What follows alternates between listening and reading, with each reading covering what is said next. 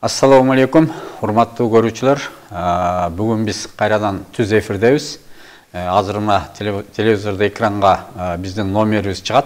Ошондуктан бүт баарыңыздар ушу бере турган суроолоруңуздар болсо, бере берсеңиздер болот. Эмесе бүгүнкү күндө биздин эфирде коногубуз белгилүү табып, элдик дарыгер Хашим Зайналиев ага болмокчу. Ассаламу алейкум. Алейкум. Мына бүгүн кайрадан сиз менен жолугуп атканыбыздын дагы бир себеби бүгүнкү күндөгү болуп жаткан эле ошо адамзаттагы ошо оорулар жана ошо оорулардан айыгуунун кандай жолдору бар. Деги эле ошо медицинада, элдик медицинада ушул тармак боюнча кандай жетишкендиктер, кандай кемчиликтер болуп атат, ушул боюнча сөз кылмакчыбыз.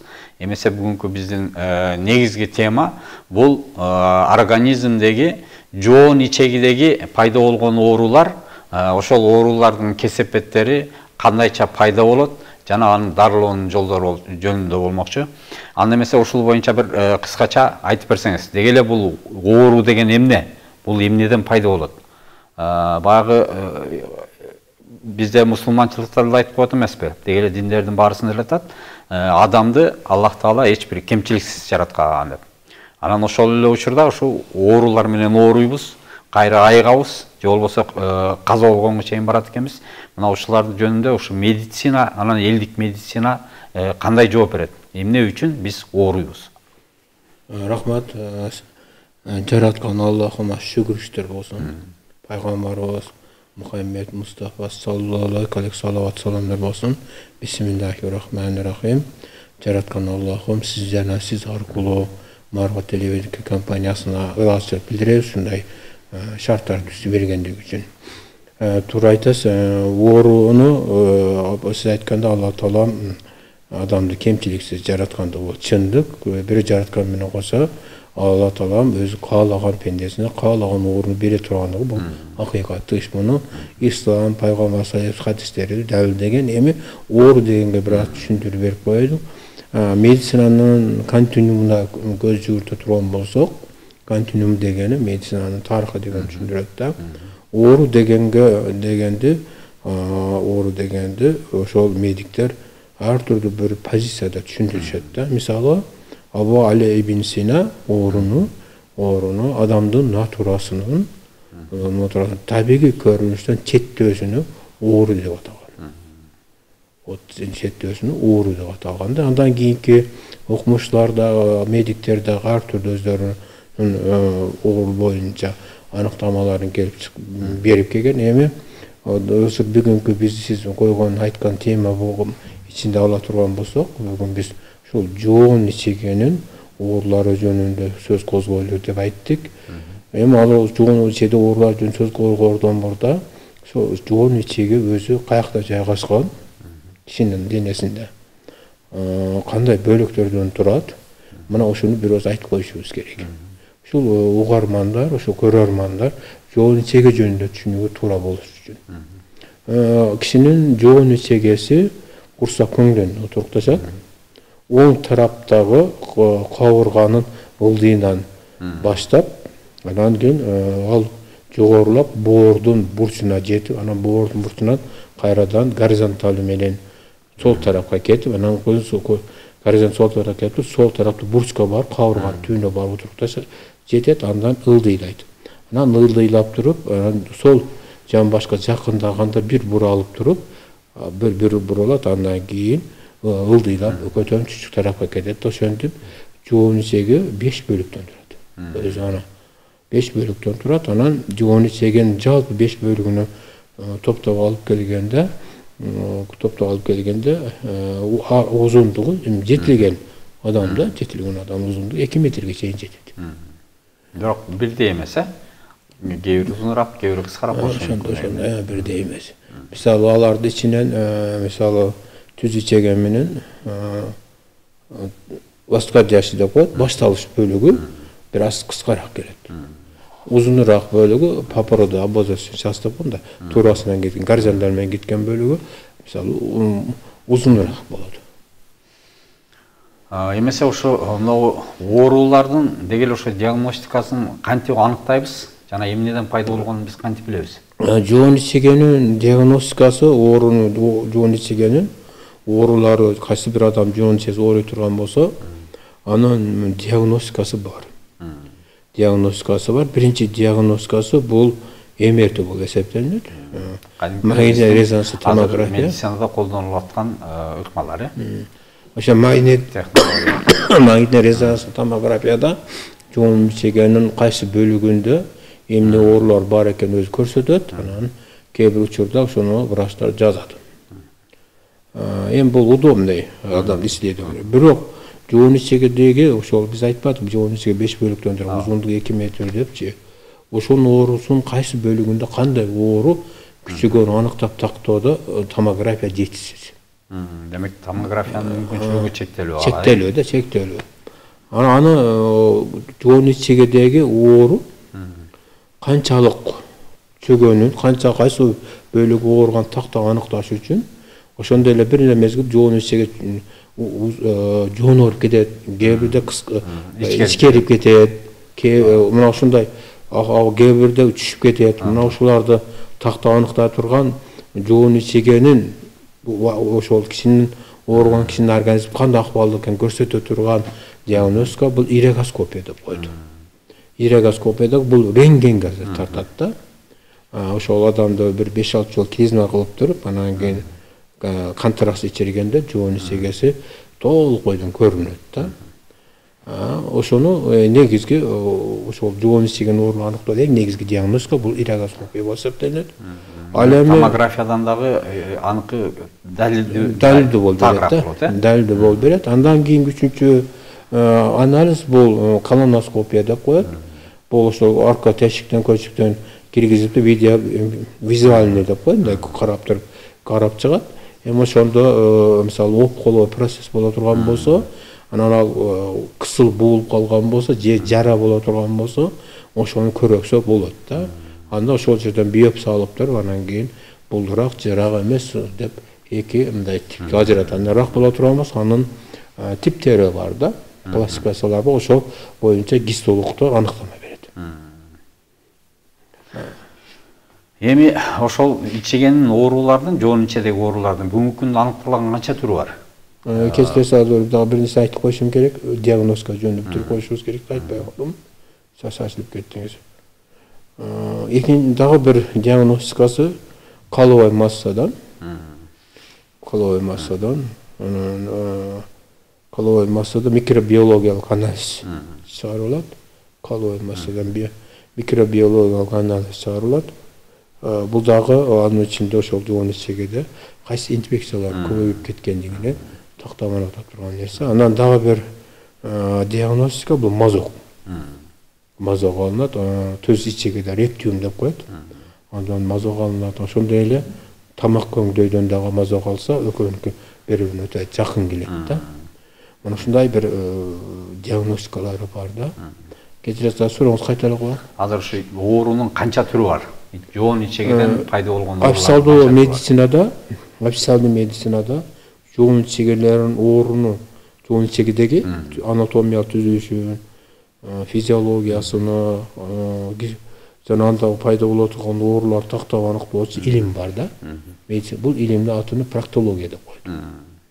Эми ошол проктология илими боюнча жоон ичегедеги ооруларды бөлүштүрүлгөн. Мисалы, жоон ичеги кайсы бир жеринен буулуп кысылып кала турган болсо, аны колит деп коет. Эгерде жоон ичеге айтпадым, эң узуну папорос оболочкасы деп айтпайбы? Ошонун кайсы бир бөлүгү ылдыйлап кете турган болсо, киндикке түшүп кала турган болсо, аны колоноптоз деп коет.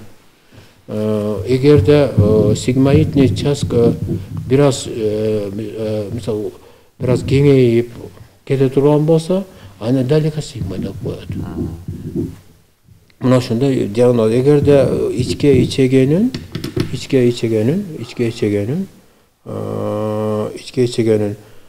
жоон ичеге келип бириккен жеринде оору боло турган болсо, аны термин илейт деп коет. Мына ушундай официалдуу медицина ушундай ооруларды, жоон ичегенин оору ушинтип бөлөт. Эмес анда сизге дагы бир суроо да, бүгүнкү күндө ушу медицина бүгүнкү биздеги өнүккөн медицина ичеги ооруларын дарылоодогу ыкмаларын толук таап дарылап атабы? Ошонун күчү жеттиби? Мисалы үчүн ошол азыр эле сиз эзептеп өткөн оорунун түрлөрүнүн баарысын аныктап, так аныктап, анан дарылоого жетишип атабы? Же жетишпей аткан? Азыр рахмат, ошол мен бул азыркы телекөрүүчүлөр үчүн дагы эң бир пайдалуу суроо мына ушул болсо керек деп ойлойм. Себеби ушуну биз таап аныктап коюш керек. Проктология илими азыр мен айтып өткөн жоон ичиген ооруларыны ошо рентген аркылуу так анык диагноз кое алат. Диагноз койгон жагынан так анык. Ошондой патологиялар бар өзү. Бирок ошолордун ичинен жоон ичек узарып кетти деген бул туура эмес. Эмнеге андай узарбайт, кеңейип кетет. Же тарып кетет да. Кеңейип кетет, же тарып кетет. Эми мына ошол айтылган оорулар диагнозун койгону менен анын эгерде кокус мисалы дальгостигма болуп ичи каткан бөлүп кетип турган болсо, адам ушул запордан кыйнала турган болсо, же лимфаденопатия болуп турган болсо, же колит болуп заң чыкпай кала турган болсо, буну жалаң гана хирургиялык жол пайдаланат. Бүгүнкү күндө хирургиялык вмешательство болот. Бунун хирургиялык жолу гана каралган медицинада. Хирургиялык операцияларды жасайлады. Вот мына буну жалпы коомчулук, жалпы эл журттун бардыгы билет муну. Аны көп адамдар башына өткөргөн. Эми ушул проктология илими официалдуу медицинада ушуну эми терапиялык жагын карай турган болсок, терапия кээ бир ушул мен азыр колит болуп калабы, дальгостигма колонопоптоз болуп калабы, илеит каналдан болуп калабы. Буларды диагноз койгону менен кантсе бир антибиотиктерди берип көрүшөт. Терапиясын эске ала турган болсок, антибиотиктер берип көрүшөт. Анан кийин бир 3-4 жол клизма болуп көрүшөт. Анан кийин баягы ичти суюта турган дарыларды берип көрүшөт. Ошону менен чыгарып коюшат. Бирок эми операция жасабастан дарылоого жасаган аракет бар. Терапиялык антибиотиктер пайдаланып, анан витаминдештирип коет. Бирок оорунуга таасир эте албайт. Киши мисалы айтар колит болуп кала турган болсо, ал колитти жогута албайт. Колит деген анын дарылоонун ыкмасы жок, значит, терапия. Эми сиз туура түшүндүңүз, терапиясы ушунчалык медицина жогорку деңгээлде өнүккөн, чындыгында өнүккөн. Бирок терапиясы жок. Бул бизде элеби же бүт дүйнө жүзүндө ушундай? Бул дүйнө жүзү боюнча ушундай. Бардык жакта ушундай, Бүтүндөй алым чек мамлекетке көз карандысыз ошол проктологияда жоон ичиген оорулардын дарылоонун терапиясы жок. Мына ошону эл билбейт. Бул элге керек информация мына ушул. Эми мына сиз анда азыр айтып атасыз да, мынакей азыр официальный медицинадагы ошо жетишкендиктер, анан кемчиликтер жөнүндө азыр мына кыскача айттыңыз да. Анда сиз өзүңүз мынакей как окумуштуу катарда изилдеп жүрөсүз да, ошол мынакей ошо оорулардын түрлөрү боюнча. Анда бүгүнкү күндө ушу медицинадан, расмий медицинадагы жетишкендиктерден айырмаланып, сиз өзүңүз да бир кандайдыр бир жаңылыктарды таптыңыз бүгүнкү күндө? Ошол дарылоонун операциялык жол менен эмес, бир башка жолдор менен ошо жана өзүңүз атап кеткен ооруларды дарылоого мүмкүн бекен? Сиз туура баамдадыңыз. Эми бизге келген бейтаптар, анан кийин жоон ичиген операция болуп, андан жабыр тартып калгандарды, ушуга кабылып калган адамдардын тагдыры биздин колубузга түшүп калып, алардын кантип өмүрүн сактасак болот. Анан кантип бул ооруну ырбасын токтото алабыз? Оору ырбайт да. Кантип ушул бейтапты жеңилдетебиз? Анан кантип ушул келген бейтаптын өмүрүн сактап калабыз деген катар суроолор алдыбызга мындай туруп калат да. Туруп калган биз деле ошол врачтар сыяктуу изденгенибизде Дүйнөлүк саламаттык сактоо уюмунун кабылган протоколдоруну карап чыкканыбызда интернет булактар аркылуу такыр бунун терапиясы жок экенине биз күбө болдук да. такыр терапиясы жок. Расмий медицинада жок.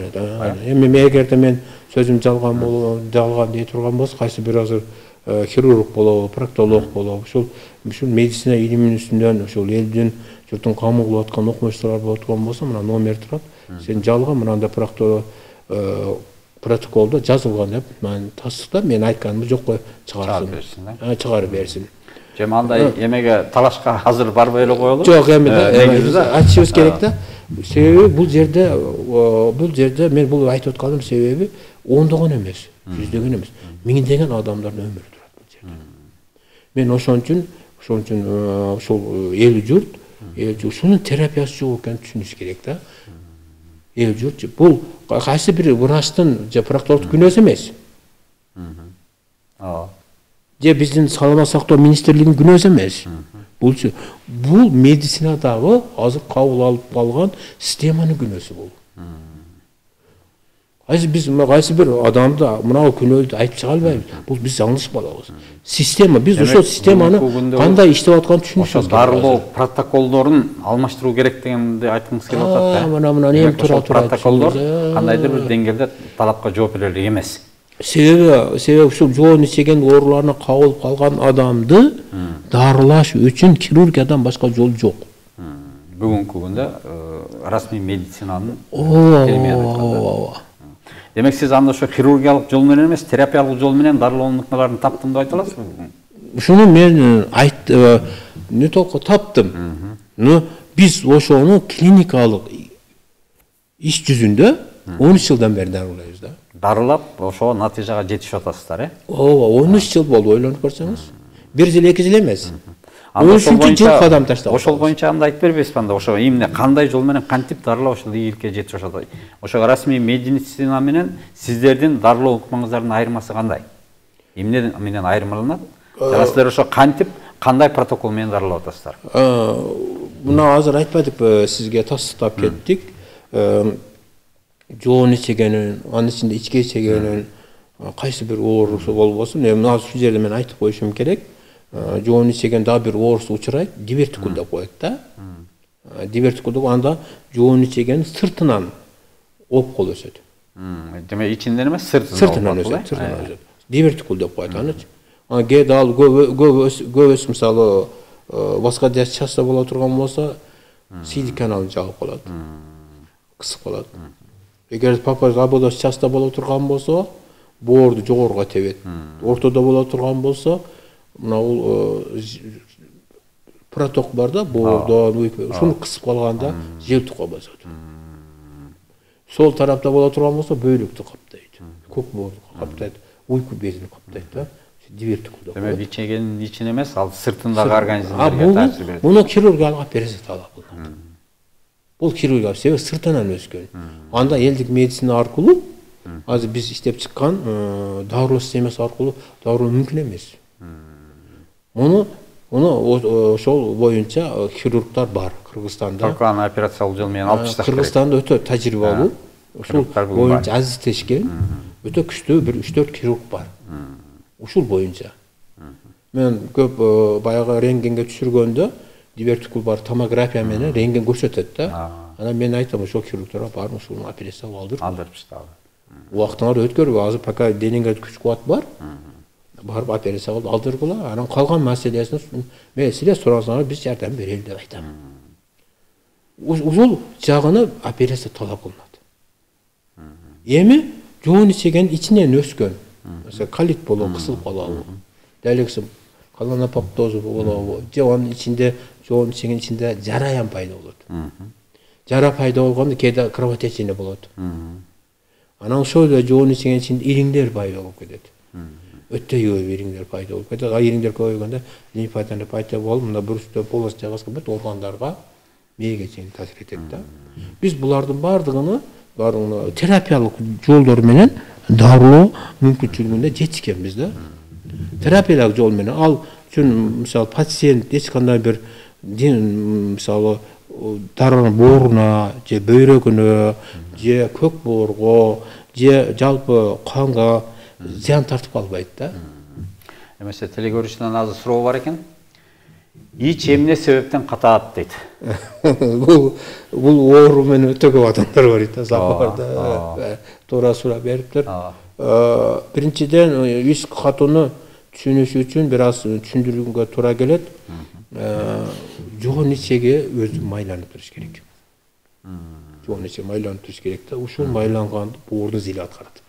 Демек боордун чыккан ошо зил өт или өттөн эмес. Боордун кантип өтөт анда ичеге калып? Боордун зил бөлүнүп чыгат да. Зил бөлүнүп чыгат, ал боордун өзүнүн протогу менен 12 элчеге келип куят. Ошол ичегенин ичин майлап турат да? Ошол жоон ичегени майлайт. Нымдастырып берип турат. Эми жоон иченин ичинде да эпителий бар. Силиз бөлүп, бирок аздык кылат. Ошону жоон боор зил бөлүп чыгап турат. Суткасына жок эле дегенде 750 грамм чыгыш керек. Көп го. Суткасына.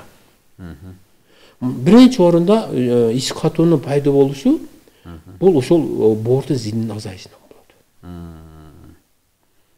Демек иштин катышы бул боордон биринчи орунда. Биринчи орунда боордо маселе бар экен да, мындай. Боордо протоктор бар да, анан долкалардан дайыма зил бөлүнүп чыгып турат. Мына ушул биринчи орунда адамдын ичи катканынын биринчи себеби бул боордун зилинин азайып кетиши. Бул биринчи орунда таасир эте турган нерсе.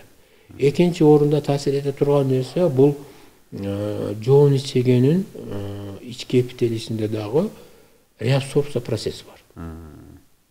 Реабсорбция процесс дегени ошо жеген тамак аш менен кошо ошол боор, уйку бези, ашказандын соктор, иштеп чыккан соктор кайрадан анан суу сорулат да. Ошода реабсорбция процессинде дагы интенсивный болуп кете турган болсо дагы калыбай эмесе катып калат. Үчүнчү фактор бул бөйрөк болот. Бөйрөктө сийдиктин кандын реабсорбциясы дагы күчөп кете турган болсо, ал да себепчи болот. Негизги фактор. Андан аркысы базыр биз жоон ичим колонопоптоз болуп калышы ылдыйлап кетет да. Ылдый ал жерде кайта көтөрүлгөнгө чейин көп сорулуп кетет. Калит болуп буулуп калган болсо, массага келип топтоп анан ал жерде давление пайда болгондо анан кийинки өтөт да. Көрдүңөрбү? Ошондуктан ичи каткан адамды, ичи кат менен азап чеккен адамды кайсы бир дары менен эле дарылап коюш сразу мүмкүн эмес. Эмне кылыш керек анда? Анын обследование кылыш керек. Демек кайсыл жагынан пайда болуп атат? Боордонбу, же ичегенин өзүнөнбү? Ошондой эле бөйрөктөн болуп атабы деген. Ошондой көтөн тарапта геморройный час бар да. Ошонун үстүндө түз ичеген ампуляр часы бар да. Ошол жерде дагы эпителийсинде дайыма силиз бөлүп чыгара турган клеткалар бар да. Инфекция көбөйүп кеткен ал жерде силиз чыкпай калса дагы жоон ичеген түз ичеген ампуляр часында дагы ошол жерде пайда болуп калат да. Ошондуктан ошону көрөрман туура түшүнүш керек. Мисалы исламда сенин пайгамбар айтып бар да, сенин айсыңар ичиңе бошотот деп. Эми бул каражат. Бирок бул оорудан айган дей турган адам болсо, ич катканда анда бул түшүнүш керек, аны обследование алып текшериш керек. Дарылаш үчүн эмне кылыш керек ошону? Ошо ич катканды катырбаш үчүн эмне кылыш керек? Бул биринчиден мунун диагнозун коюш керек. Я ич катуу болуп ооруп атат. Бул оору. Жөнөкөй способ жок. Эмне алып келди анын ич катысында? Ошо аныктап чыгыш керек. Рахмат. Анда да экинчи суроо келди. Ассалому алейкум. Ашказандын тушу эмне себептен кызыйт дейт? Кызыйт деген кандай бул? Ысыйт деген маанилүү го дейм, ооба, түшүндүм, мен суроого түшүндүм. Ва алейкум ассалам. Биринчиден ашказан мына көкүрөк көдөнүн ылдыйында, анан кийин сол тарапка карай кетет. Сол тараптан бурулат да. Оң тарапта эмес, сол тараптан бурулат. Биринчиден бунун топографиясын туура түшүнүп алыш керек. Экинчиден бул киши жазып атат да, ысыйт деп атат да. Ысыйт. Мен шуну түшүндүрүп коюшум керек да. Бул кишинин бул ысыганы ичинде курсак көңдөгөндө ысык деп атканы бул киши кечинде күндүзү ар түрдүү суу ысыкка кирип атып, суу көтүп калат дагы ошол бөлүккө, анан кечинде жатканда ошол бөлүк кызып ысыйт. Кызып ысыганы бул иммунитеттин иштеп жатканын түшүндүрөт. Демек, bundan коркпош керек. Bundan коркпош. Иммунитет ошол мезгилде, мисалы айтат, саат 11-де жатып атат да. Уйкуга кирип кетип бар денеси кызып ысып чыкты да. Кызып ысып чыкканда бул киши түшүнүш керек. Биринчиден гигиена сакташ керек. Үстүнө калыңыраак төшөк жабыныш керек, мына моюнга чейин. Экинчиден аялына айтыш керек, мисалы нава чайга кошулган же имбир же куркума кошулган чайдан ичип ысык чай ичип турса, шыр тердейт. Азастан. Азаза. Шыр тердейт.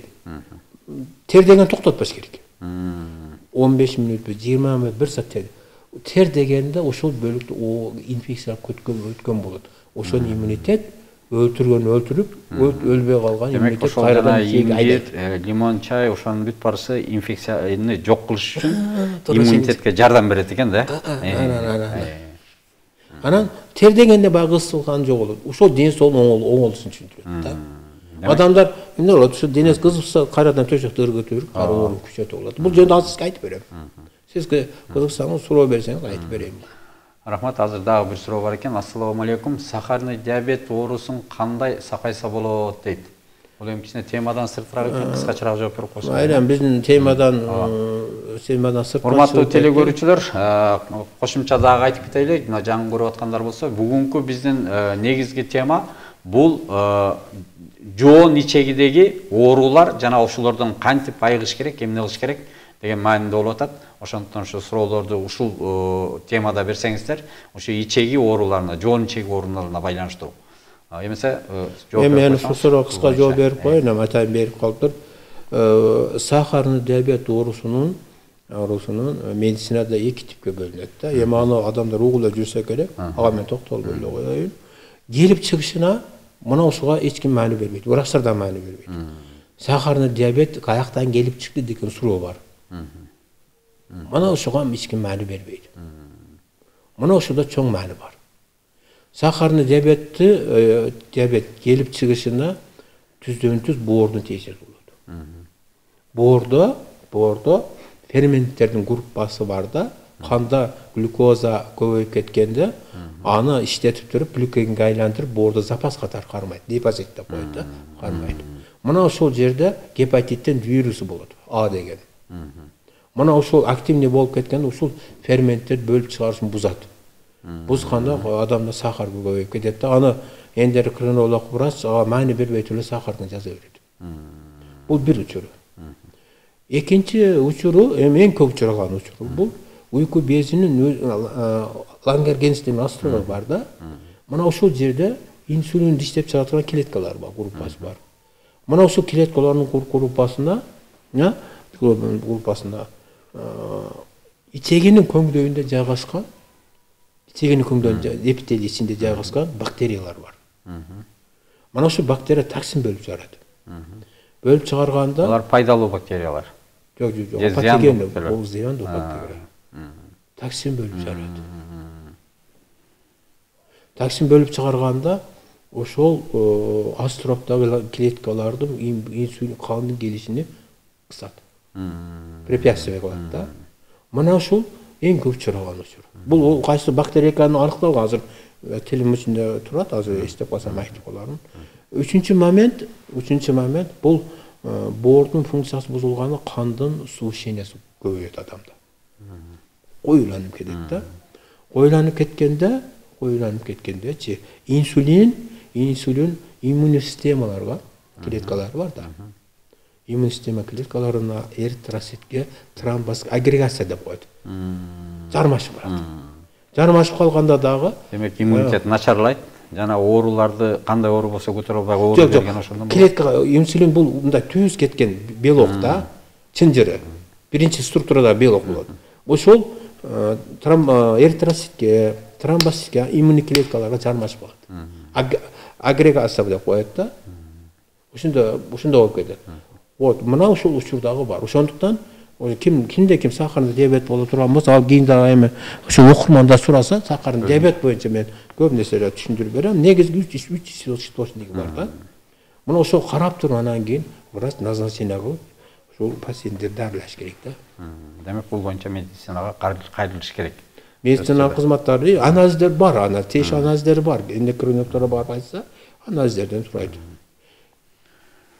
Рахмат. Дагы бир суроо келиптир. Саламатсызбы? Сиз гепатитти өзүңүзгө жуктурдум деп айттыңыз эле. Эмне болду? Жыйынтыгы дейт. Менде гепатит 6+D бар. Айгабы дейт. Мен түшүндүрүп берейин. 6 эмес, Б деген ол. Гепатит B+D. Ошондой. B+D. Эми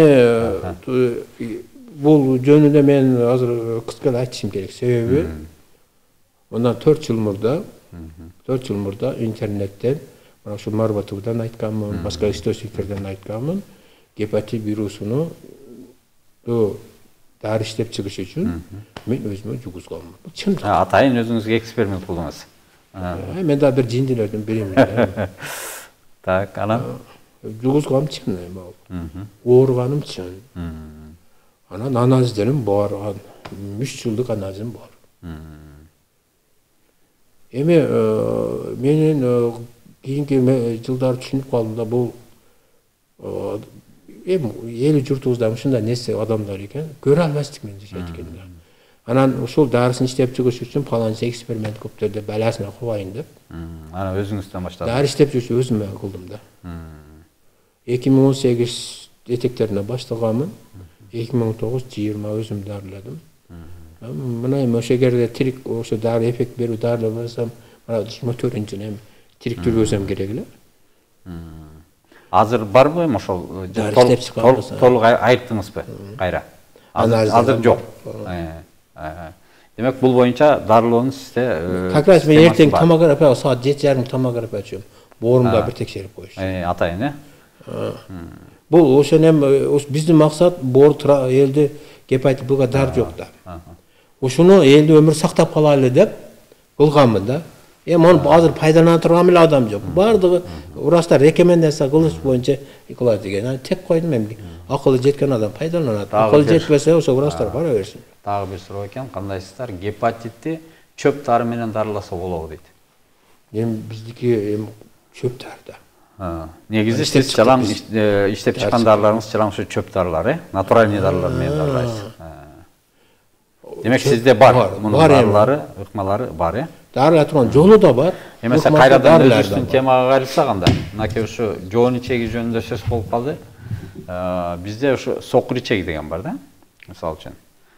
Буну айрым учурда бир врачтар бул Кудайдын ошибкасы деп чыгарышып, муну алып ташташ керек деп чыккан учурлар болгон да. Бул Кудай ушу сокур ичегени жөн эле жасап койгон, мунун организмге эч кандай бир жардамы жок, зыянынан башка. Муну алып ташташ керек деп, муну даже массовый пайдаланып кеткен учурлар болгон да.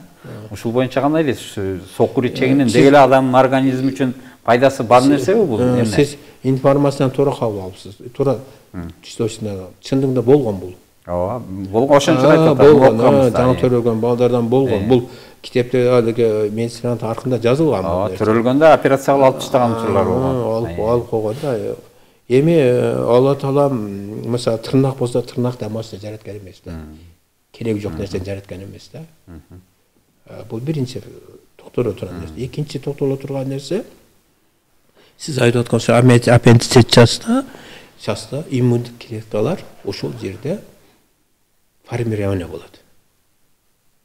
Кандайча ошо именно ошо ичегинин ооруларынын аппендицит болгон деп атпайбызбы? Аппендицит часто атпайбызбы? Мына ушул жерде мисалы костнемозда мына башта, жан башта, мына буттарда костнемоз бар да. Ошол жерде кан выработка жасалат, анын ичинде иммундук клеткалар жасалат. Иммундук клетка жалгыз түрдө чала жан жөнөкөй тил менен түшүндүрөйүн, медицина терминде пайдаланбайын, эми окурмандар медицина түшүнбөйт да. Чала жан болгон иммундук клетка келип туруп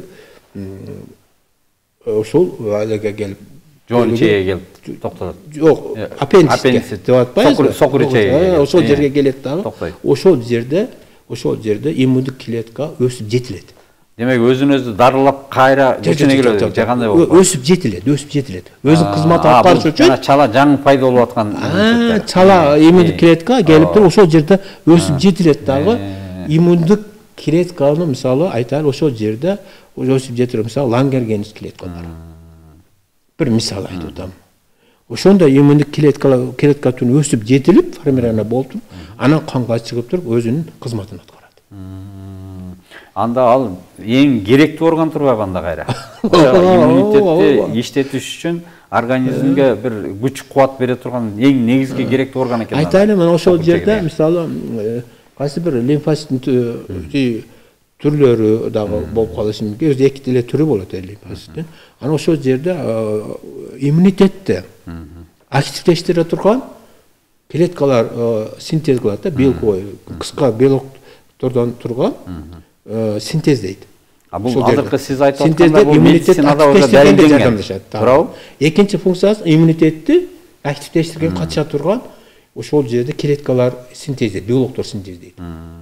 Мисалы Т деген клетка өзүнүн киллерге өлтүрүш үчүн мисалы канда жүргөн CD4, CD5, 8, 16 деген ушундай көп бар. Ошол өзүнө жалгаштырып туруп, анан кийин бар инфекцияны өлтүрөт да биргеликте. Активдештире турган ушундай белокторду структуралык синтездей турган экинчи функциясы бар. Үчүнчү функциясы жоон эсеге эмне? Динамикада.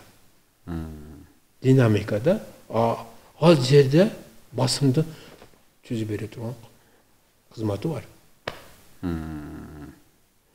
Демек, ичегенин ичиндеги кыймылды жөнгө салып туруш керек. Өзүнүн кызматы. Анда мынаса жак түртүп калганда түртүп берип турат. Түшүндүңүзбү? Демек, буну жанагы операциялык жол менен алып таштоодон мүмкүн болушунча качыш керек экен да. Бул акмактык денесиз да. Ошону дарылоонун кандай жолу бар анда? Ошо сокур ичеге мисалы үчүн аппендицит болуп калган учурда. Туура айтасыз.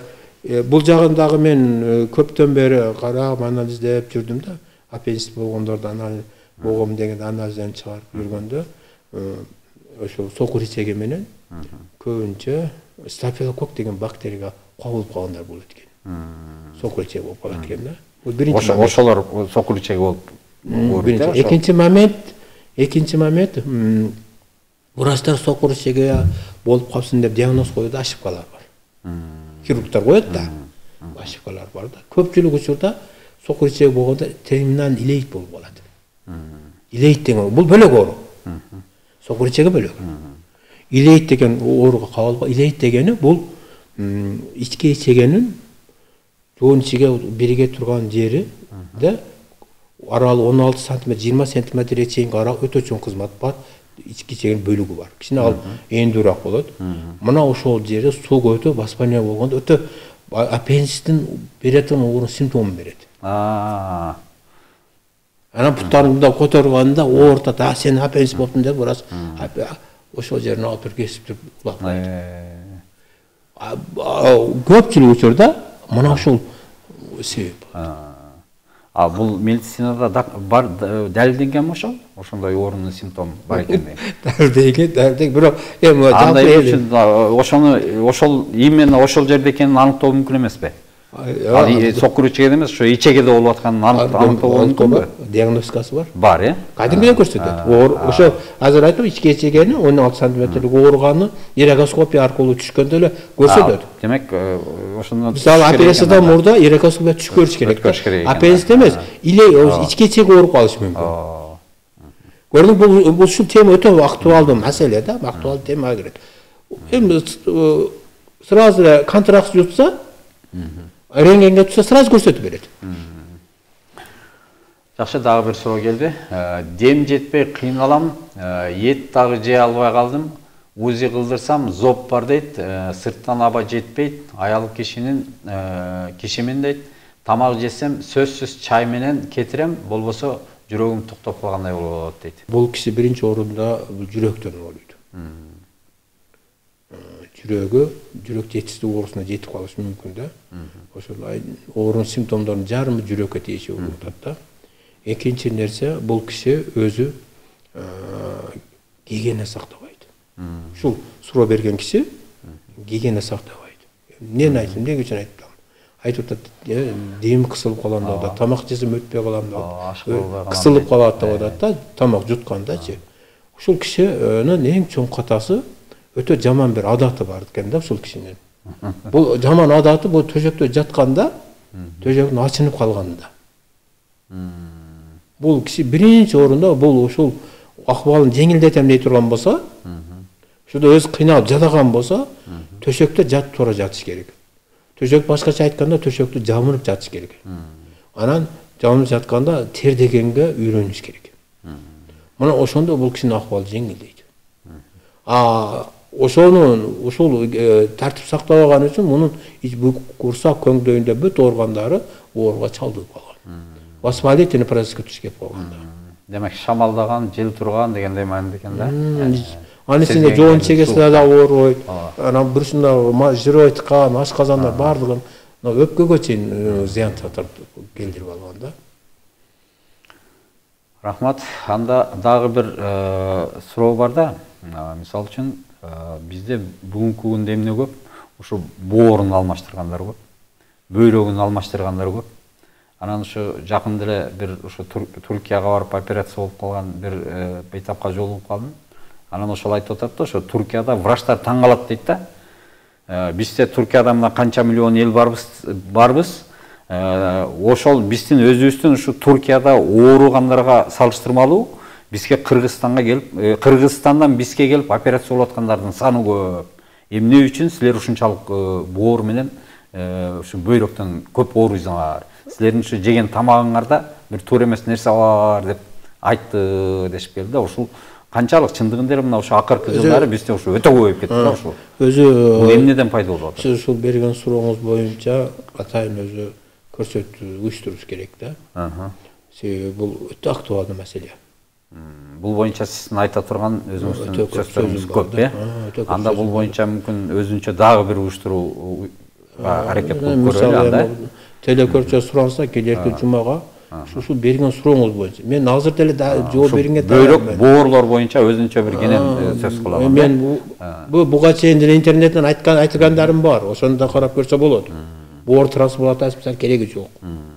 Эч кандай алмаштырбай эле боорду деле бөйрөктү деле операция кылып алмаштырбай эле айтса болот. Эгерде боорду бир ичинде итовой клетка деген бар да. Ошол иштеп кетип соединительный гепатитарный клетканын ордуна соединительный клетка отукташып калса, анда боорун трансплантация кылыш керек. Башка учурда трансплантацияның кереги жок. Эми эл бизде ошонун бүт технологиясы бар да. Эми эл экен да, пайдаланбайт экен. Мен эме кылышым керек. 4 жыл болду эскерткеним. Бирок сизде ошол жол менен айыгып аткандар бар бүгүнкү күндө. Эми Кудайга шүкүр бар. Эми бөйрөк боюнча изилдөөлөрүмө ошо апрель-май айларында жаптым. Аганда трансплантациянын кереги жок. Эми эл пайдаланбайт экен. Мен эме кылайын?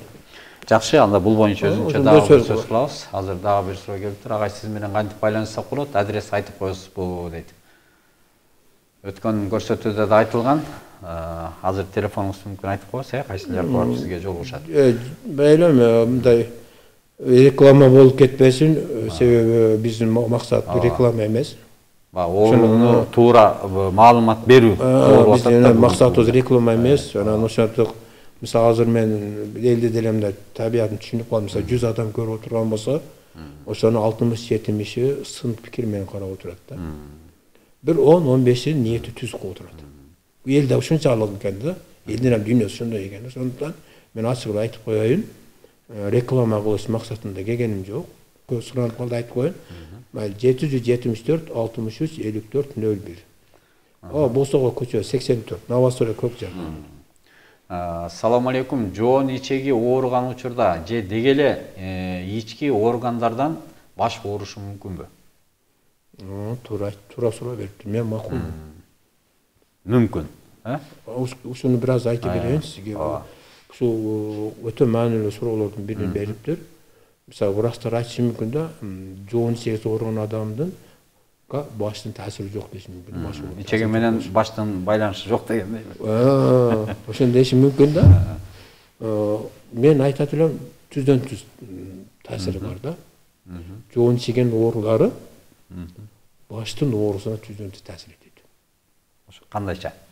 Tüzüntü ta'sir ediyor. Birincisi жоғын içesin oğruğan adamdan o жоғын içigeni kaптap durgan immun sistemi var da, kanın sasıpta limfositler jüröt, kanda immunluk kletkal neitrofiller jüröt, eozinofiller jüröt da.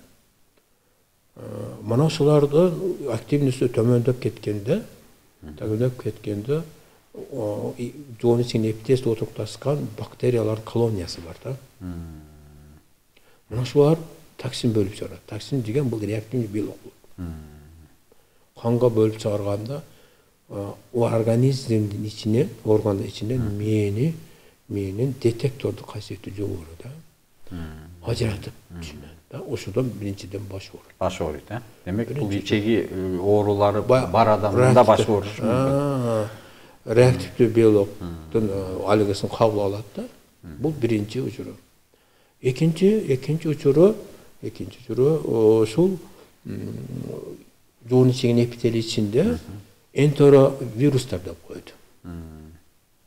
Enteroviruslar usul içigende oturuklaşkan viruslar var. O şeyde yaşaydı. Burası immunitet asılabilene bolğanda alar da kanga çekip edildi. Alar büçalat. Kanga çekip edip yani menin kletkasının membranası var da. O şimdi men kletkasım da özün forma sakta elbette. Kletkası. Onu saktap turgan glialny kletka var. Glialny özün forma sakta elbette. Bирок oşu glialny kletkanda membranası juka bolot. Özünü korgay elbette. Al jaka kirip ketет. Viruslar demek kan arkılуу var, oşo jaka ötөт. Andan dagı başı koyup da. Oşuyla üçüncü uçurunu aytıp koyayım. Mana men akırkı жылдагы izlöөлөрүм şunu көрсөттü. Adamlardan miyesinin rağının payda olsun, kayaktan gelip çıkart deyip biz bıraktarlarında kavarlar var da şu miyenin rağına biz jetselbey jürödülek da kayaktan gelip çıkan anıktaylık. Uşunu izilдөөлөрүм anıktadı. Çeresor engen arkulu, kandın analizleri arkulu, mazoktor arkulu görsöttü. Çoğun içigen katmarında oturuktashkan şu enteroviruslar, enterobakteriyalar miyede rak payda olay degende. Demek miyedeki rak oşol geliyor şey içegiden bargan viruslardan payda olup degen da. O aşınday eken. Аны darloğun жылдары kандай bolot anda mына siz şu izilde atasiz. Oşonu darloğu mümkün. Esingizde var mı? Ötkönde uşul jerde jana jaş jigit oldu. Oşonda ayttım da. Esingizde var mı? Bala öpködөн rak bolgон da. Öpködөн rak boldum dedi. Oşol öpkön izide otursam öpkönün rakı içegeden ötüp barıp kaptır da. Birinci içegede baştalan andan keyin öpkön. Demek meyeniki de birinci, demek bardık ele nerse anda orular birinci oşo içegiden baştalat. Görüyorsunuz mana bir misal mana oşol tomografiyalardan ben görsettim turab. Doğu geçeyini, после geçeyini kanda bolgon. Oşol balanыкы misal içegesinden ötüp barıptır da öpkөгө. A menin rağına men kebir adamlarga da analizlerini qarab, salıştırıp oturup anıqtap bilip kaldım da menin rağın köpçülük bölügünü жоғын içegideki oturuktaskan enterobakteriya, enteroviruslar payda bolду. Ошондой andan keyin griboktor koşulup ketет. Саламатсызбы? Бөйрөктөгү креатинди эмне кылып жок кылса болот дейт. Эми алейкум ассалам. Бул жөнүндө ошо кийинки көрсөтүүлөрдө айтып берет. Бирок эми сурап берип калыптыр.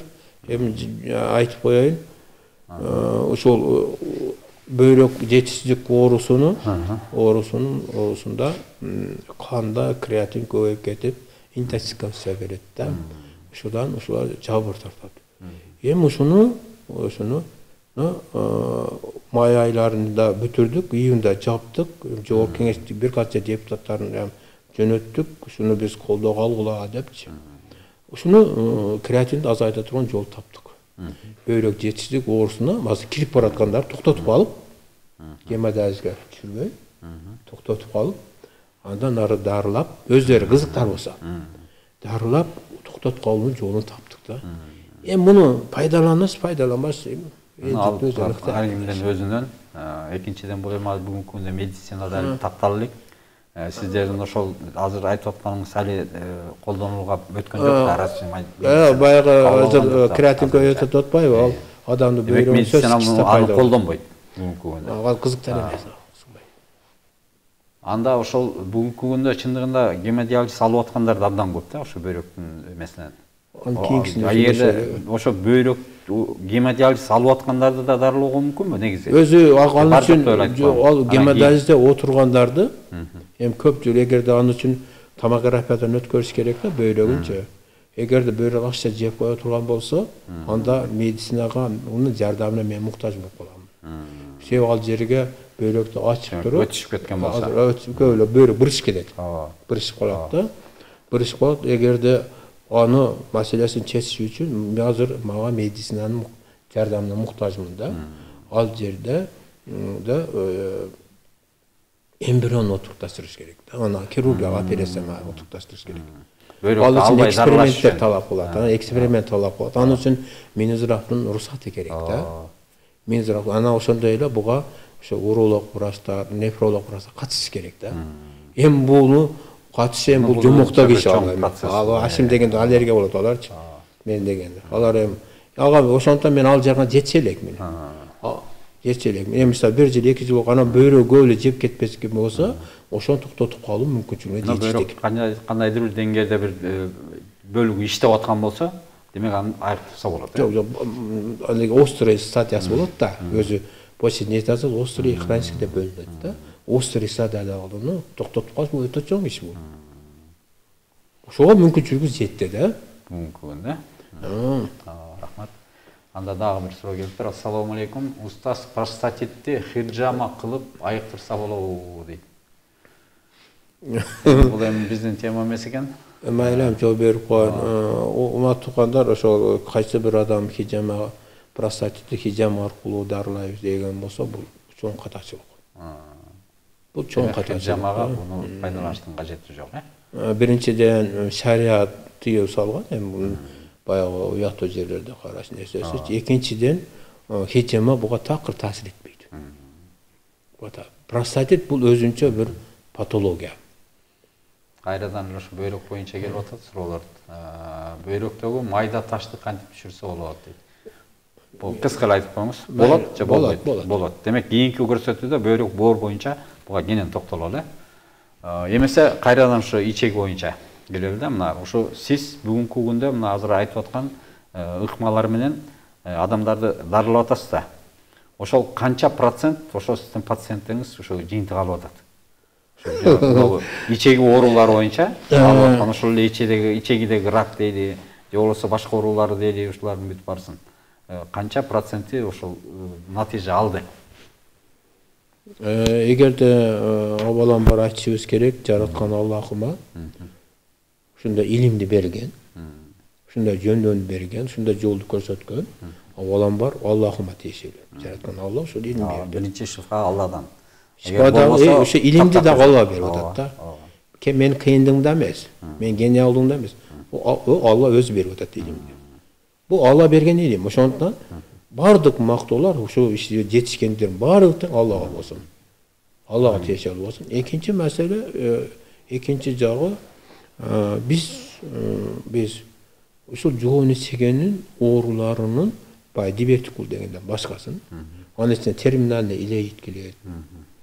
Ичке ичеген айттымбы, аны илейт келет. Жоон ичеген бай оорулар баарын айтып өттүккө.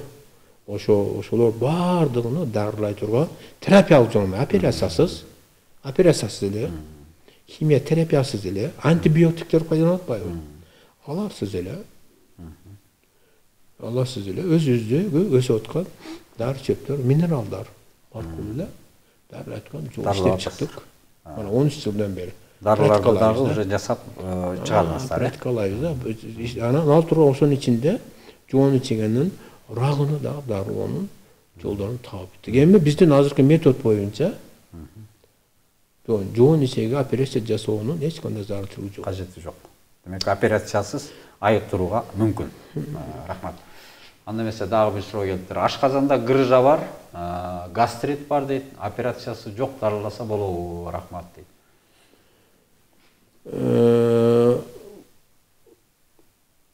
Kандай desem eкен, bizde жолу бар. Эч кандай операциянын зарылчылыгы жок. Операция болгондо да андай эффект бербейт. Эч кандай да. Бирок эме ошону айтып койбай сиздерге айттыңыз, шифанын да эси алба. Бизде дарылар турган жол бар. Бирөө Алла Таалам бирөөгө биз себеп эм кылат, бирөөгө өлүм берет экен. Ошону ачык айтып коюш керек. Ажалга айла жок дейт. Саламатсызбы? Изжога эмне себептен болот дейт. Mayli hem cevap verip koyla. Ve aleykümselam. Aşkazandan ijogası, olsa bizim tilmen aytkanda zarna деп koydu. Zarnasынан анын каяктан пайда болушун таап бүткөнбүз. Пайда болуш. Бул врачтар айтат да, уйку безинин воспалениясы деп айтат да. Болчу. Бирок түздөн түз эмес. Кыйыр түрдө уйку безинин таасири бар. Кыйыр түрдө, түздөн түз эмес. Азыр баягы ким кайсы бир адам ижогу менен болсо сразу врачтар уйку безине рецепт жаза коет да. Бул туура эмес. Бул туура эмес. Бул туура эмес. Кыйыр түрдө, түздөн түз эмес. Эмнеден пайда болот ошо? Ижогасы, ашказандын ижогасы бул ашказандын өзүндө эпителиси бар да, ошонун ичинде бакаловидный клеткалардын тобу болот. Бакаловидный эпителий бар, ошодо бакаловидный клеткалар тобу болот. Ana şu бакаловидный клеткаларда өтө татаал биохимиялык процесс жүрөт. Өтө татаал. Табигый түрдө. Өзүндө дайыма жүрүп, өтө татаал биохимиялык процесс. Аны этаптап чыгыш бизге али комбендация кирбейт. Акырында соляный кислота пайда болот. Процессте. Соляный кислота ушул ашказандын өзүнөн баштап көтөнчүчүккө чейинки жайгашкан баба энтеробактериялар, энтеровирустар анча-мынча грибокторду өлтүрүп турат. Бунун өтө чоң кызматы бар. Баягы адамда жого болгондо мына ушул кислотный среда көтөрүлүп кетет. Анан врачтар рекомендация адамдарга сода иче коет. Бул ашказандын функцияларын бузат. Демек кандай учурда сода ичиш керек. Ичегилеринде функциясын бузат. Анан панкреатка карата бир топ дарылар бар. Аны иче коет. Алар да бузат. Мына панкреат менен ооруп жүргөндөр болсо, ошо дарылар ичсе бир аз гана басышы мүмкүн. Бирок эч ким панкреаттан кутулган жок да. Эч ким айыккан жок. Эмне үчүн? Себеби ушул күнгө чейин медицина панкреат эмнеден келип чыгат, ошону аныктай элек. Сиз ошону кандай жооп бересиз? Эмнеден пайда болот? Бул жоон ичеген токсин бөлүп чыгаргандан пайда болот экен. Жоон ичеге кабырганын үстүндө ашказандын тийишип турат. Үстүндө уйку безинин головкасына да тийишип турат. Ушул токсин бөлүп чыгарат. Ошодон ошол уйку безини да ашказандын да функциясын бузат. Ошол бөлүнүп чыккан токсин, бузат так, анан адамда жого пайда болот. Мисалы мен бир пример айтайын. Мына мындан 2 апта мурда өзүм зарна болуп калдым. Түндөсү. Зарна болуп бир чейин атыштырып келет. Мен эмне кылдым? Мен түшүндүм. Мен мисалы өзүм жоон ичегимде оору бар. Мен эмне кылдым? Ысыктандым. Кичине ысыкчараак чай ичип туруп, тердедим. Bir 2 saatten aşağı terledim. Toktladı. Эгерде мен ошондо туруп кете турган болсом, күндүгү зарна болуп жатайм. Бул үчүн. Эми зарна болушунун дагы бир учуру бар. Бул азыр эми турмуш оңолуп, адамдар диванда жатып калды да, кроватта. Мына ушул жерде арканкы көкүрөк омурткаларынын бирөөсүндө да сылжып калса, ошол жерде нерв түгүзүлүп чыгат да. Уйку безинин контрол, уйку безини, ашказанды ичиген. Ошол жерде кысылуу болгондо дагы зарна пайда болот. Ошондо мен чалкадан жатпаш керек экен да. Жок. Кроваттарда, түстүү жерде. Катуу жерде жатпаш керек. Жок, катуу жерде жатпагандан. Ошону жатпагандан пайда болот. Омурткамда сылжып калат. Ошодон да пайдаланат да. Эгерде катуу жерде жатса, анда Түз болгон андай болбойт. Мана ошондон түздөн таасири бар. Ассаламу алейкум. Өттө таш бар, 2 сантиметр дейт. Операциясыз кетирсе болобу дейт. Ооба, болот. Бул элдик медицина. Бунун ыкмасы бар. Мен өтө коймоду. Бунун автору мен эмес. Бул элде бар. Буга чейин элдик медицина да бар. Муну ачык элдик медицина мисалы Жалал Абадта бир Карамат деген эже ошол өттүн тасын түшүрүү менен иштешет. Биздин элдик медицинада дагы бар. Операциясыз эле түшүрүп мисалы пишено бар го. Эмне дейсиз? Пишено. Пишено бизде тару. Тару суусун ичип 2 ай ичип, анан арасында алман согун ичип, анан зайтума ичип түшүрүп алса болот. Көрдүңүзбү, мына жерде бир да медицина препараттын кереги жок. Бул элдик медицинада бар нерсе да. Бул автор мен эмесмин. Көрөмүнө таасир чоң кичинесине карабайт. Кандай болсо деле түшүрсө болот, рахмат. Так, саламатсызбы дейт. Ич өтүп, кайра бир топ убакытка токтоп, кайра өтүп, өтө берген ашказандан болобу дейт. Жок, бул ашказандан болбойт. Ушуну мен айтып коюшум керек. Буну анализден чыгарып алса болот да. Калдан анализ тапшыра турган болсо, ошол жерде кишечный палочка чыгат. Кишечный палочка токсин бөлүп чыгарганда ферментативный активность деп коет да. Ушул күчөп кеткенде фермент көп чыгарганда адам ичи өтүп калат. Азайтканда ичи өткөн токтоп калат. Буну кишечный палочка деген бактерия кылат. Жоон ичекте отурукташкан. Так, менин ичегиме шамалдап калыптыр дейт. Суукта эртең менен майлуу тамак жесем, ичим айдап жиберет. Кантип дарыласа болот дейт.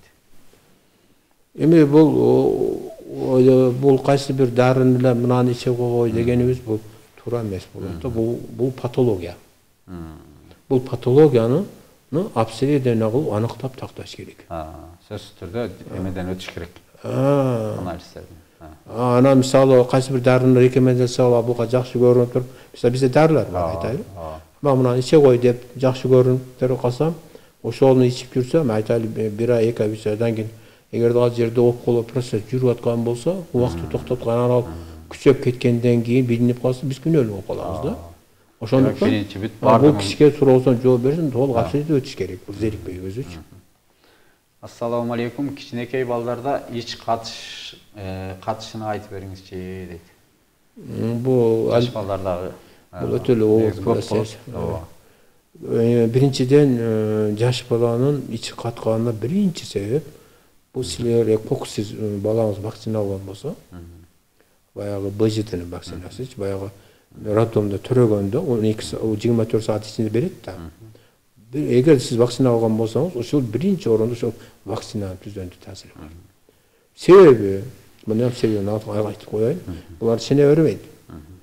Жаш баланын боору сегменттерден турат да, сегменттер долкалардан турат. Долка деп 15, 20, 100, 500 гепатиттар клетка топтолгон жерине долка деп коет. Ошол жерден зил бөлүнүп чыгып турат. Ошол проток бар. Ошол долкалар ана протоктор калына келиш үчүн 7 жашка жеткенде калына келет. Ага чейин бул табигый. Баягы сөз башында, мисалы жоон ичигенин алегиси аз чыгып атат баладачы. Зили аз чыгып атат. Ошол толук аш кылып эзип жетишпей атат. Ошону баягы вакцина токтотуп коет. Боордун өсүшүн токтотуп. Демек ошону көбөйтүш үчүн эмне кылыш керек? Жок, сиз маани бербейсиз. Кокусунан вакцина алган болсо, мына ошол гепатиттин вакцинасы бул бар да, ал боорго отурукташат да. Вирус отурукташат да. Вирус боорду өсүп чоңойот да баланын ичи. Өсүп чоңойгонун замедление кылып атат. Долка деп түшүндүрүп атпайбы? Боор долкалардан. Ошол долкалардан проток алып чыгат да, зил боор чыгат. Ал айтым жоон ичигени боорду зили майлап турат деп түшүндүрдүм го. Мына ошол абия масып атат. Ошондой көбөйтүш үчүн эмне кылыш керек дейм да? Вирусту блокировать этиш керек. Только бул жерде вирусту жок кылса эле ал өзү иштей берет, бизде ошондой дары бар.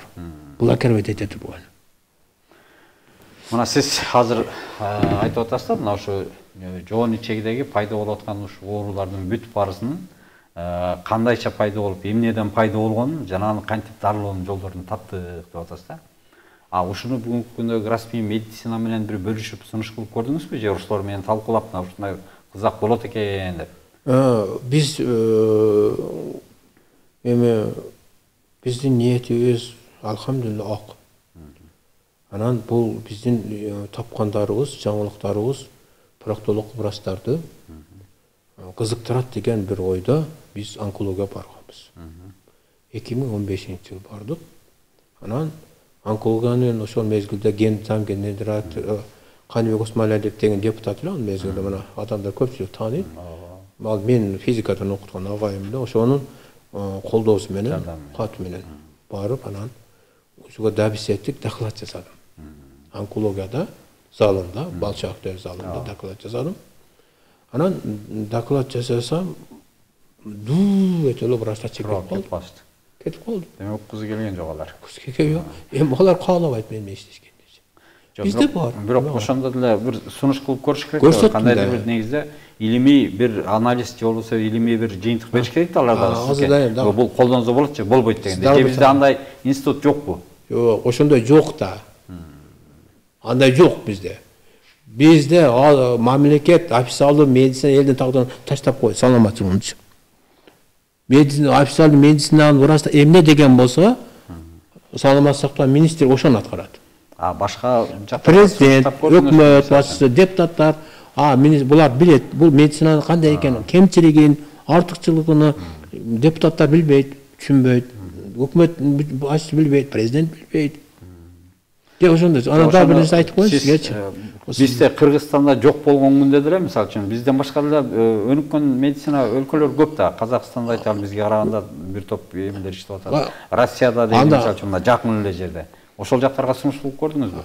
Ана эми анысам айтып берейин. 2014-жылы СНГ мамлекеттердин арасында онкологдордун съезди болду. 8-съезди болду. Казан шаарында. Анан ушул жоон ичегенин дарылоонун методдоруну боюнча доклад даярдап, жайгашып, көргөзмө залда турду. Биздики. Сиз барып катыштыңыз? Мен катыштым. Катыштым, анан биздин көргөн адамдар суроо берген өтө көп болду. Көп болду. Анан кайсы бир адам, кайсы бир окумушту сунуш кылабы десем, мен келип сураса кимсиң десе, Тауыпмын дедим. Элдик дарыгермин. Кетип кала берет. Тауып десем, кетип кала берет. Алар иштешин врач болуш керек экен. Эми бүгүнкү күндө ошондой калыптанып калды да. Мисалы ошол жерде 120 ашык көргөзмөдө турду. Ошонун ичинде көпчүлүк биз докладты келип. Анда эмне үчүн сиз ушул кезге чейин мына ушунун бүт барысын окуп, ушунун барысын билесиз, ошо бир медициналык эмени бүтүрүп алганга аракет кылбадыңыз дейм да? Мен жаштыгымда өзү тапшырганмын. Өтпөй калгам. Мен орус тилди азырам начар билем. Окончаниясын мен кошуп уруп сүйлөп кое берем. Анан эми азыр менин жашым 60-га жакын. Эми ансызам эле сиз ойлонуп көрсөңүз 84-85 жылдан бери медицина боюнча өз алдын жок. Мисалы мен жоон ичеги боюнча өз жазганым, иштеп чыккан өз Нобель сыйлыгын ала турган иш. Ойлонуп көрсөңүз, мына баа берип көргүлө. Мен өзүм мактап жибербейин. Алла сактасын, Алла сактасын. Ойлонуп көрүм. Биздин метод боюнча жоон ичегиси бир да операция кереги жок. Баягы дивертикулдан сыртка. Онун ичинде ички ичеги да. Айтыңызчы, кайсы өлкөдө бар ушундай нерсе? Аны ким колдонуп атат? Ким колдоп атат? Ушун ким пайдаланат деп атат? Эч ким айтпайт да. Врачтар билет. Онкологдун проктологдор бардыгы билет. Ошол жерде Казанда докладын сыйрып алып келип бериптир да, өздөрү аракет кылып көрүптүр, кыла албаптыр. Менден барып сураганда уялышат. Намысанышат. Ошол эле силердин докладты биздин эле врачтар алып келишкен. Бирок пайдаланыша албай атат да. Ошондо. Сиз анда ошону өзүңүз эме кылбайсызбы? Үйрөтпөйсүзбү анда? Kim öğrenedi? Kim öğrenedi? Meyli, anda azыр деле мына өзүңүз азыр иштеп атасыз. Өзүңүз деле бир шакирттерди даярдап үйрөтүп аткан шакирттериңиз барбы бүгүн? Биздин кыргыздын жаман пейли бар да. Биздегилер устаз издебейт, баары менмин деп, мен кыйынмын деп чыгат. Устаз болгусу келет баарыбыз. Азыр дагы бир суроо келип калыптыр, анда ошону көрөлү эле. Ичеги көпкөнү эмнеден болот дейт? Иштин көпкөнү дейт го. Эми анын иштин көпкөнүнүн себептери өзү көп. Эми тышкы себептери баягы ички суу өтүп калганда болот. Анан эми ички себептери көп. Мисалы бактериялардын эки түрү болот да, аэробный, анаэробный да көп түр болот да. Ошол бактериялардын патогенник свойства көтөрүлүп кеткенде дагы ич көп, жел көп чыгат. Демек муну деле биринчи андан сырткары өткөрүш керек. Андан сырткары көтөнчүккө суу өтүп калат да. Негизинен желдин көпчүлүгү түз сулуунда пайда болот. Көп муздак жерге отургандан да болот го дейм анда. Жашпаган. Көтөнчүккө дагы суу өтүп калат. Суу өтүп калганда ошол жел көп чыгат. Ошол мисалы ошодон боло турган болсо, мисалы вишневский мазды бир ай жатар алдына коюп жүргөн болсо, жел азаят. Ошол жерден болот. Эми жоон ичинин башка бөлүгүнөн газ чыгуу көп болгон болсо, эми аларды атайын бир дарылаш процедураларды жүргүзүш керек. Саламатсызбы? Ичеги буралып узарып калган дейт. Врач операция кылгыла болбойт деди. Эмне кылыш керек дейт? Көбүнчө ичеге буралып калганы жоон ичегинин эки бөлүгүнөн болот. Биринчи бөлүгү папород абодо сейчас каналына поптоздоп түшүп калат. Бул киндикке чейин түшүп калат. Бул чындык. Көбүнчө маткагача аялдар түшүп калат. Бул чындык. Экинчиси бул сигмовидный часы болот, жоон ичегин ич. Ошол жерде бир аз буралып калат, бирок узарбайт. Демек ичеги узарып кеткен жок. Баягы буралып, демек ичегинин түйүлгөнү да бул. Ичеги буралып калды дегени. Эми аны эң жакшысы рентген кылып, ироскопия кылып текшериш керек. Демек так эмеден өткөзүп, анан ошого жараша дарылаш керек экен. Ошого карап дарылаш керек. Эмесе урматтуу көрүүчүлөр, биздин убактыбыз да аяктап калды. Эмесе ушуну менен биз бүгүнкү көрсөтүүбүздү жыйынтыктайбыз. Буюрса, эмки көрүүгө чейин сак саламатта калыңыздар. Sizge de çok rahmat. Bugün gelip atayım жақсы bir mayak bергенiniz için işinizge iyilik olsun. Amin. Rahmat. Ardıq Allah'a emanet olun.